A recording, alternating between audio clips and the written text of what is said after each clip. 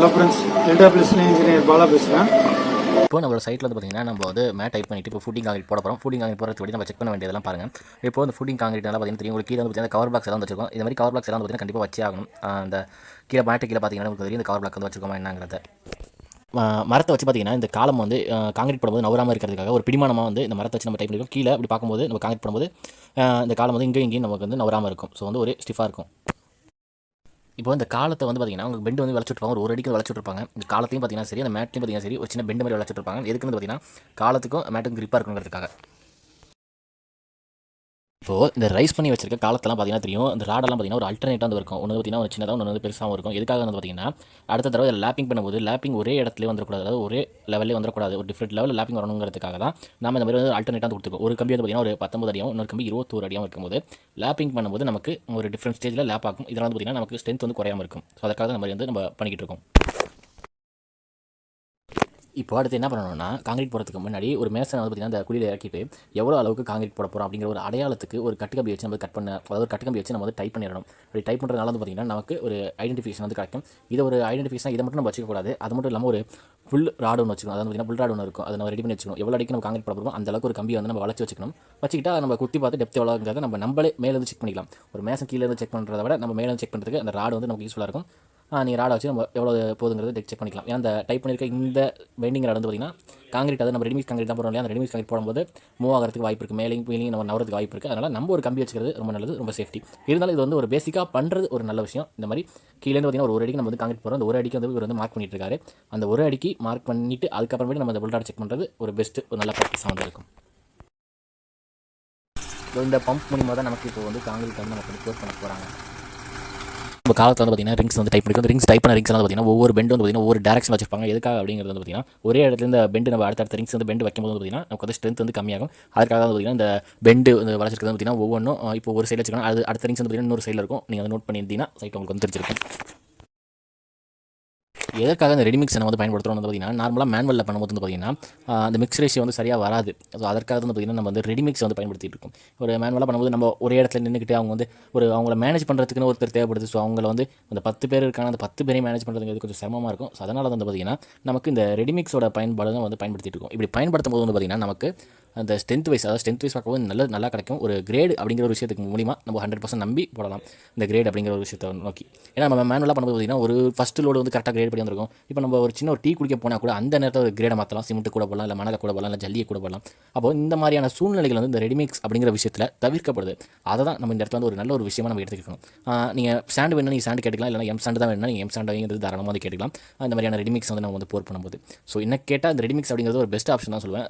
தயவு செஞ்சு இந்த ரெடிமிக்ஸ் வந்து நல்லா இல்லை அப்படிங்கிறது நிறைய பேர் சொல்கிறாங்க. அப்படிலாம் இல்லை, ரெடிமிக்ஸுங்கிறது ஒரு பெஸ்ட்டான ஆப்ஷன். உங்களுக்கு நம்பிக்கை இல்லைனா நீங்கள் வந்து நேராக அவங்க வந்து பேட்ச் பண்ணும்போது நீங்கள் பிளான்ட்டுக்கே போய் நீங்கள் வந்து பார்த்துக்கலாம். அதாவது என்ன ரேஷியோவில் போடுறாங்க, ரிவர்ஸ் சாண்டா எம் சாண்டா அப்படிங்கிறத நீங்கள் நேரில் பார்த்து தெரிஞ்சிக்கலாம். அப்போ உங்களுக்கு ஒரு ஐடியா வரும் கண்டிப்பாக. ஏன்னா மேனுவலாக பண்ணுறதா இதுலையும் பண்ணுறாங்க, ஒரு நல்ல ஐடியா வரும். So readymix is a good, so நல்ல ப்ராக்டிஸ். ஸோ எல்லாம் ஃபாலோ பண்ணுறது. இதில் இருக்க இன்னொரு நல்ல விஷயம் வந்து பார்த்தீங்கன்னா இது ஃபாஸ்ட்டாக வந்து நமக்கு வந்து போர் பண்ணுறதுனால வந்து பார்த்தீங்கன்னா இது ஆட்டோமேட்டிக்காக வந்து பார்த்தீங்கன்னா தானே காம்பாக்ட் பண்ணிக்கும். அப்போ அதுக்காக காம்பாக்ட் பண்ண வேணும்னு நான் வந்து சொல்லலை. காம்பாக்ட் பண்ணிக்கிறது ஒரு பெஸ்ட்டு. இருந்தாலும் இது ஒரு ஆட்டோமேட்டிக்காக வந்து பார்த்தீங்கன்னா இந்த ஃபோர்ஸில் பார்த்தீங்கன்னா ஆட்டோமேட்டிக்காக வந்து நமக்கு வந்து ஆட்டோமேட்டிக் காம்பாக்ட் ஆகிடுது. இருந்தாலும் நம்ம எக்ஸ்ட்ராவாக ஒரு லேபர் விட்டு காம்பாக்ட் பண்ணிக்கிறது ஒரு ரொம்ப நல்ல ப்ராக்டிஸாக வந்து இருக்கும் விஷயம்.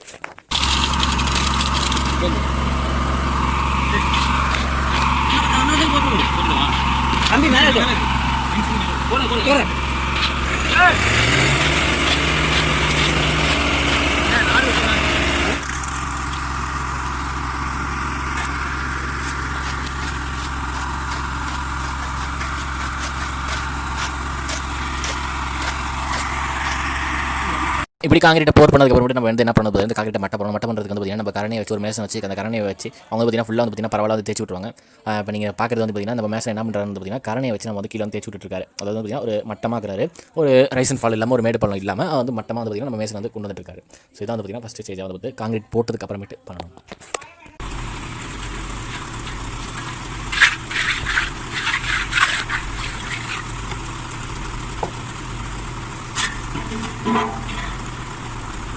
நம்ம வந்து பார்த்திங்கன்னா இப்போ கரணையை வச்சு நல்லா ரைஸ் அண்ட் ஃபால் இல்லாமல் நம்ம வந்து லெவல் பண்ணிச்சு. அதுக்கு வந்து பார்த்திங்கன்னா லெவல் பண்ணதை நம்ம வந்து ரன்னர் வச்சு இந்த மாதிரி வந்து பார்த்திங்கன்னா நம்ம வந்து தட்டணும். இப்படி தட்டும்போது வந்து பார்த்திங்கன்னா ஒரு பிளைன் சர்ஃபேஸ் வந்து நமக்கு கிடைக்கும். மேலே அந்த ஜல்லி எல்லாம் பார்த்திங்கன்னா நீட்டிட்டு இல்லாமல் ஒரு பிளைனான ஒரு ஃபினிஷிங் வந்து நமக்கு வந்து கிடைக்கும். இந்த மாதிரி வந்து பார்த்திங்கன்னா நம்ம இந்த ரன்னரை வச்சு நம்ம தட்டிக்கிட்டே வரும்போது ஒரு மேட்சை வச்சு இந்த ரன்னர் வந்து நம்ம தட்டிக்கிட்டே நம்ம வந்து கொண்டு வரணும். அப்போ தான் ஒரு நல்ல ஃபினிஷிங் வந்து நமக்கு வந்து வரும்.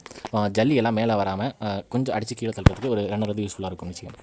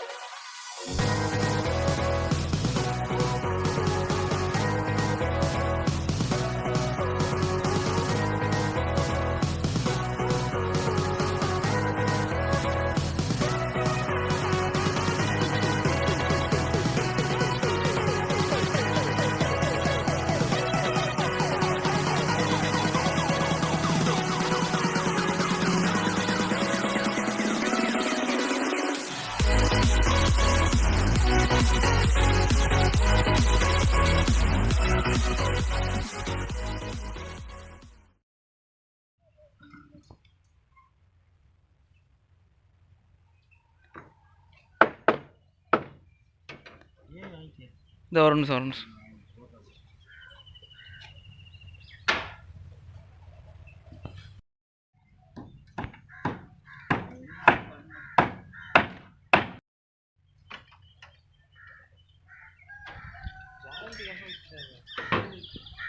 அந்த பக்கம்